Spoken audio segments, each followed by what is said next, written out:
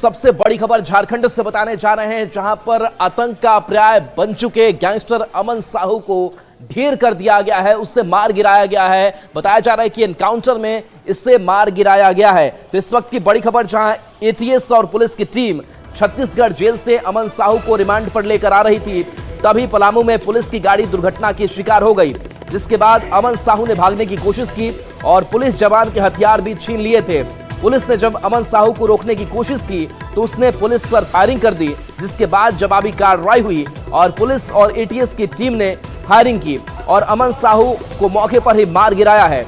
वहीं इस एनकाउंटर में घायल एटीएस के एक जवान को अस्पताल में भर्ती कराया गया है।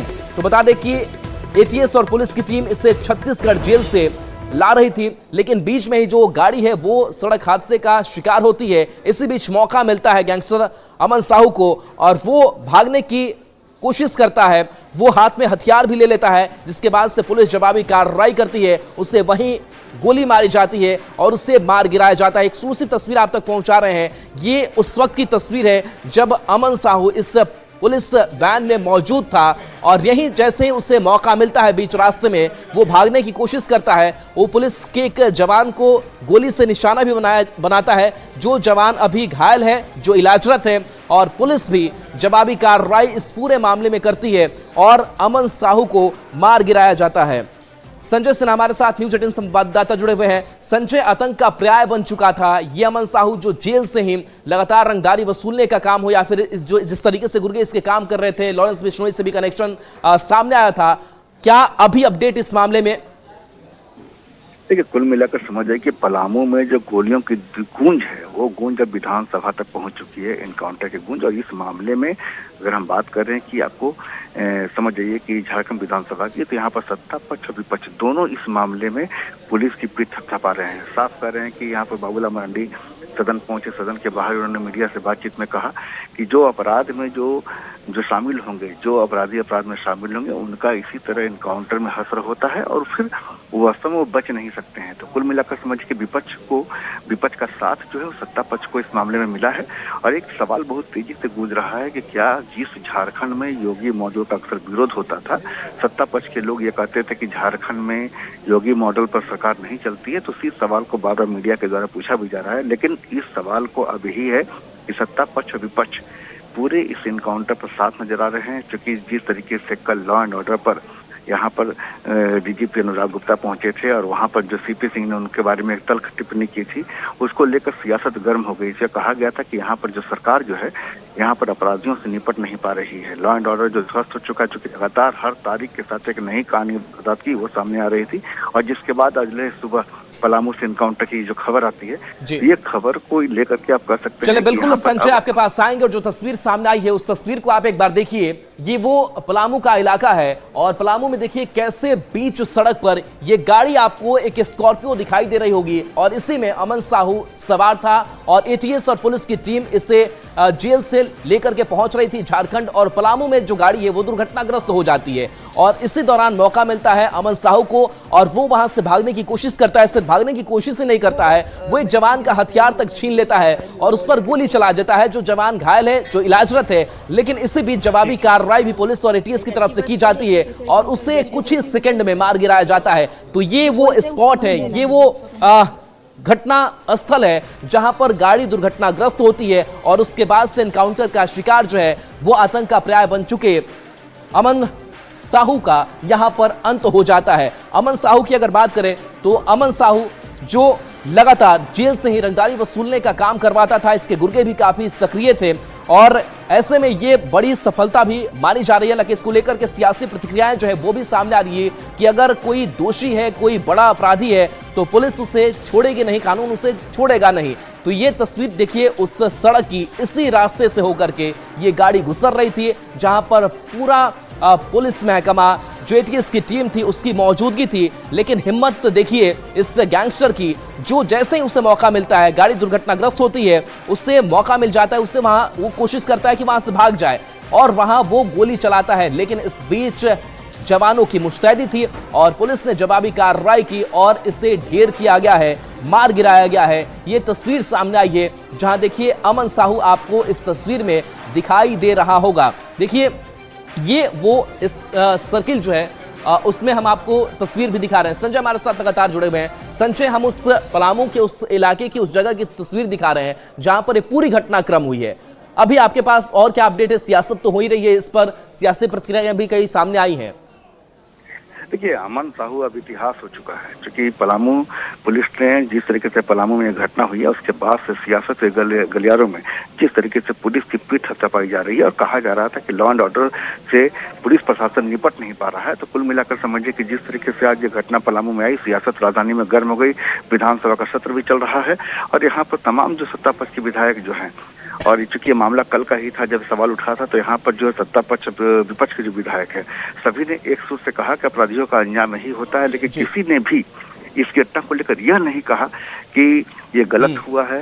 यहाँ तक कि आपने खुसना के जो अमित यादव हैं, चलिए बिल्कुल संजय, आप हमारे साथ बने रहिए। ओम प्रकाश भी हमारे साथ फोन लाइन पर जुड़े हुए हैं। ओम प्रकाश, ये जो आतंक था वो जेल से ही फैला रहा था अमन साहू, लेकिन इसके गैंग काफी सक्रिय थे। क्या लग रहा है कि अब इसके ढेर हो जाने के बाद से इसके गैंग की भी अब सक्रियता कम होगी, खत्म हो जाएगी? आपके पास क्या जानकारी है? जी बिल्कुल, अगर बात की जाए तो जेल के अंदर से ही अमन साहू जो है वो लगातार आतंकी गतिविधियां जो हैं, वो जो साजिशें हैं वो रच रहा था। और साफ तौर से अगर बात की जाए तो इनके बीच मतलब जेल में रहने के बावजूद जो फोन कॉल्स हो या फिर जो उनसे मुलाकात करने वाले लोग हों, उसके जरिए वो आपराधिक वारदातों की साजिशें रचता था और उसी के सहारे वो खासतौर से अगर कहा जाए तो अपना आतंक का साम्राज्य लगातार बढ़ा रहा था। लेकिन इस घटना के बाद जिस तरह से उसने उसके मुठभेड़ में मार गिराया गया, तो अब कहा जा सकता है कहीं ना कहीं अमन का जो आतंक है वो थमेगा, क्योंकि इस पूरे खेल में अगर देखा जाए तो अमन साहू का जो खास सहयोगी रहा है सुनील मीणा, जो कि अमन साहू और लॉरेंस बिश्नोई के बीच में एक कड़ी का काम किया करता था, वो भी अजरबैजान पुलिस की गिरफ्त में है।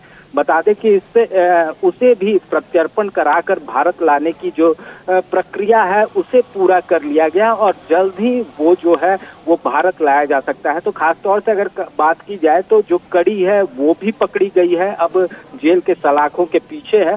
भले वो अभी भारतीय पुलिस के गिरफ्त से दूर हो, लेकिन अजरबैजान पुलिस के गिरफ्त में जरूर है। दूसरी तरफ अगर बात की जाए तो अमन साहू एक टेरर था, एक नाम था, और उस नाम के सहारे ही ये पूरा गिरोह जो है वो नेक्सस जो है वो चला करता था। खास तौर से अगर बात की जाए तो कोयला व्यवसायी हो, बिल्डर हो, तमाम लोग इसके निशाने पर रहते थे और तमाम लोगों से रंगदारी वसूलने का कार्य इसके द्वारा किया जाता था और जो नहीं देता था उसके खिलाफ इसके गुर्गे जो हैं वो फायरिंग या फिर कहें तो तमाम तरह की कवायदे किया करते थे।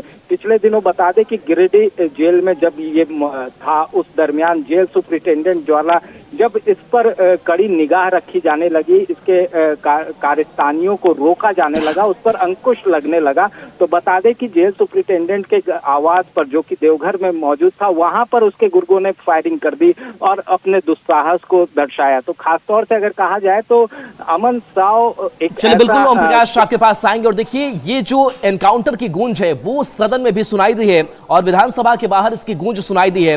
मंत्री हैं सुदिव्य कुमार सोनू, उनका बड़ा बयान सामने आया है और कहा कि चुनौती देने वालों को जवाब मिलेगा।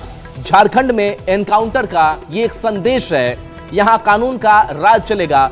मंत्री का ये बयान भी आपको सुनाएंगे।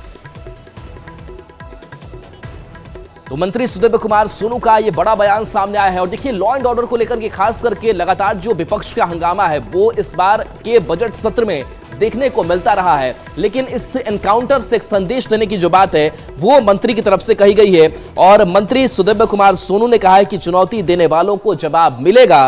झारखंड में एनकाउंटर का एक संदेश है।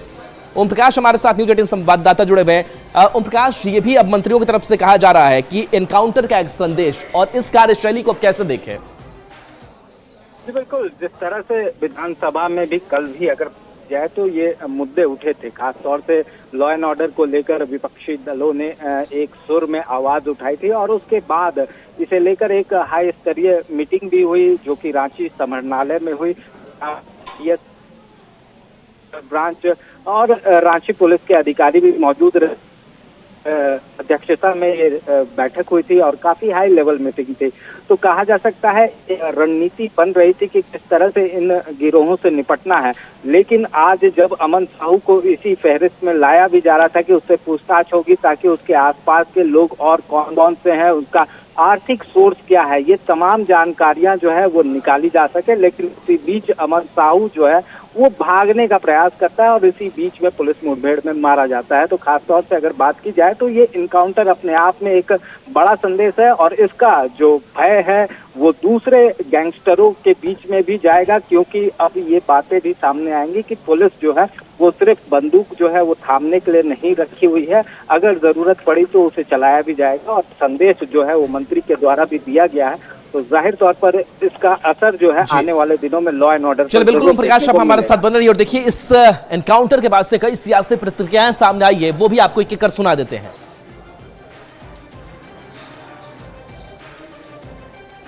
जानकारी नहीं है कि उसका इनकाउंटर हुआ क्या हुआ, लेकिन मैं इतना जरूर कहूंगा कि विधि व्यवस्था सुदृढ़ रखने की जवाबदेही राज्य सरकार की है और विधि व्यवस्था कंट्रोल में रहनी चाहिए पूरी तरह से। देखिए, अपराधी जो होते हैं वो उसका कोई समाज और जात नहीं होता है और प्रशासन पूरा मुस्तैद है, कहीं भी कोई इस तरह की घटना करेगा वो बचेंगे नहीं। मतलब सीधे अब सरकार और प्रशासन जो है एक्शन में आ चुके हैं। सरकार प्रशासन का काम ही है कि विधि व्यवस्था को बनाए रखना। ये लोग सीधे क्रिमिनल ग्रुप से जुड़ा हुआ लोग है और ये लोग बिश्नोई से भी जुड़ा हुआ है। तो वैसे लोगों को अगर खात्मा कर रही है हेमंत सरकार तो ये बहुत बड़ी बात है। आज तक तो योगी किया था, अब ये लोग भी शुरू कर दिया है। देखिए, उस विषय की हमें पुख्ता जानकारी नहीं है, अभी हम जस्ट आ रहे हैं। मेरा जो आज का विषय है उसी पे अध्ययन करते हुए आज मेरी रात। पुलिस प्रशासन जो किया है सही किया है या नहीं, पहले जानेंगे उस समय क्या सिचुएशन था, परिस्थितियां क्या थी, उन परिस्थितियों को अगर जानेंगे तो ही हम कुछ कह पाएंगे। मैं सरकार को बहुत बहुत धन्यवाद देता हूं, बधाई देता हूं। और ये मर्दों वाली बात हुई, हेमंत की हिम्मत वाली बात हुई और इसी स्टाइल में हेमंत सोरेन रहे, झारखंड से ये उग्रवाद आतंकवाद सब दूर होंगे। और हेमंत सोरेन जी को इस काम के लिए हम सभी विपक्ष उनके साथ हैं। इसी तरह आपको हिम्मत दिखाना होगा ताकि यहाँ पे जो छोटे मोटे उपद्रवी जो राज्य में अराजकता की स्थिति फैला के रखी हुई है, आपको यही काम पहले से करना चाहिए था। शायद आप देर कर दिए योगी के स्टाइल में आते आते। या मीडिया के माध्यम से यह सूचना मिली है कि अमन साहू एक एनकाउंटर में मारे गए हैं। विस्तृत जानकारी अपेक्षित है, भी उम्मीद है कि विस्तृत जानकारी थोड़ी देर में मिल जाएगी। लेकिन मोटे तौर पर एक बात बिल्कुल स्पष्ट है कि रूल ऑफ लॉ प्रिवेल करेगा। झारखंड की धरती पर कानून तोड़ने वालों के विरुद्ध सरकार विधिसम्मत कार्रवाई करेगी और अपने नागरिकों की सुरक्षा के लिए सरकार कटिबद्ध है। और नीलकमल हमारे साथ पलामू संवाददाता जुड़े हैं। नीलकमल, ये पलामू ही वो जगह जहां पर ये पूरी घटनाक्रम हुई है, जिसकी तस्वीर भी लगातार स्क्रीन पर हम दिखा रहे हैं। यहाँ क्या कुछ हुआ, आपके पास क्या जानकारी, क्या हलचल वहां? जी, सबसे बड़ी जानकारी मैं पहले दे दूं कि ये जो टीम आ रही थी, इस टीम पे जिस गाड़ी में अमन साहू मौजूद था, उस गाड़ी में सबसे पहले बम से हमला किया गया है। उसके बाद जब बम से हमला किया गया है तो कहीं न कहीं उसके जो अमन साहू के जो गुर्गे थे इस इलाके में मौजूद थे और यही कारण है कि पहले बम से हमला करते हैं ताकि अपने साथी को वो छुड़ा सके।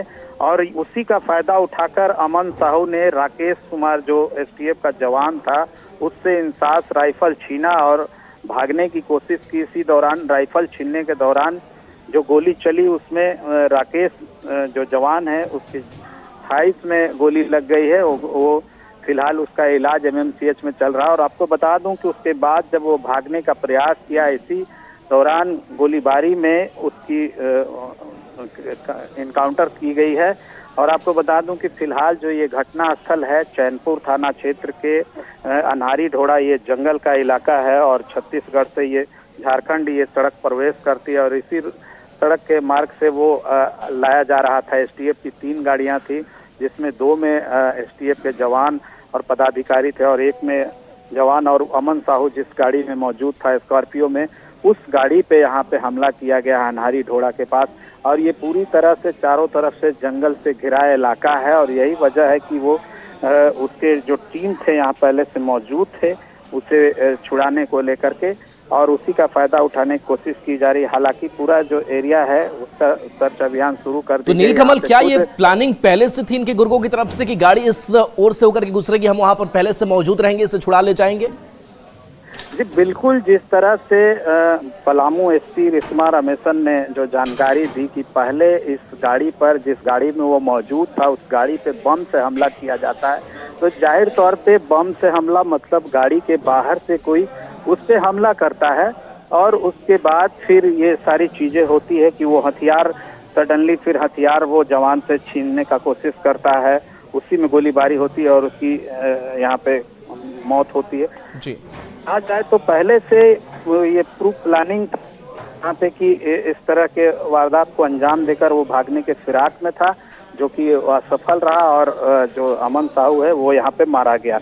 फिलहाल जो यहाँ पे टीम एसपी खुद यहाँ पे मौजूद हैं, रिस्मा रमेशन, और एफएसएल की जो टीम है वो आ रही है, और उसके बाद जो प्रक्रिया होगी वो किया जाएगा।